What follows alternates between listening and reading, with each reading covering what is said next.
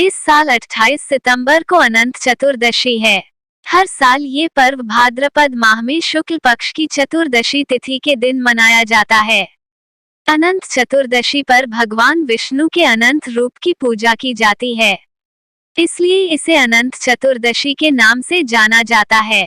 इस व्रत को करने से भगवान विष्णु की कृपा प्राप्त होती है और जीवन की सभी समस्याओं का अंत होता है। इस दिन विधि विधान से भगवान विष्णु की पूजा के साथ ही इसकी व्रत कथा भी जरूर पढ़नी या सुननी चाहिए। आइए जानते हैं क्या है अनंत चतुर्दशी की व्रत कथा। नमस्कार दोस्तों, बातें ज्ञान की YouTube चैनल में आपका स्वागत है। इस चैनल के द्वारा भक्ति, ईश्वर कथा, पौराणिक कथाएं, प्रेरक कहानियां और ज्ञानवर्धक कहानियों का विशेष संकलन आपको मिलेगा और आप ऐसे ही ज्ञानवर्धक वीडियो देख पाएंगे। कृपया चैनल को सब्सक्राइब करें, वीडियो को शेयर करें और अपना बहुमूल्य साथ बनाए रखें। धन्यवाद दोस्तों। बहुत समय पहले एक तपस्वी ब्राह्मण था जिसका नाम सुमंत और पत्नी का नाम दीक्षा था। उनकी सुशीला नाम की एक सुंदर और धर्मपरायण कन्या थी। जब सुशीला कुछ बड़ी हुई तो उसकी मां दीक्षा की मृत्यु हो गई। तब उनके पिता सुमंत ने कर्क्षा नाम की स्त्री से विवाह कर लिया। कुछ समय बाद ब्राह्मण सुमंत ने अपनी पुत्री सुशीला का विवाह ऋषि कौंडिन्य के साथ करा दिया। विवाह में कर्क्षा ने विदाई के समय अपने जवाई को ईंट और पत्थर के टुकड़े बांधकर दे दिए। ऋषि कौंडिन्य को ये व्यवहार बहुत बुरा लगा।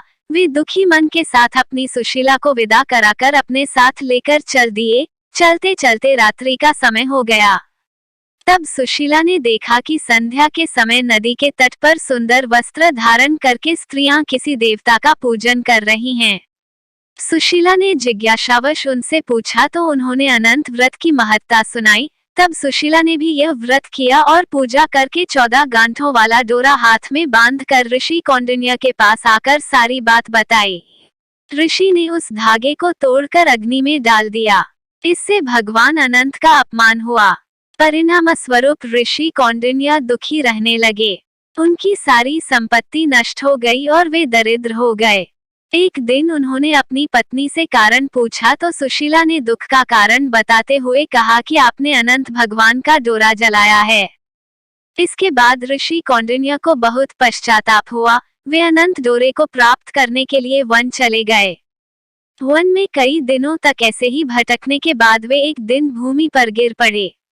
तब भगवान अनंत ने उन्हें दर्शन दिया और कहा कि तुमने मेरा अपमान किया, जिसके कारण तुम्हें इतना कष्ट उठाना पड़ा, लेकिन अब तुमने पश्चाताप कर लिया है।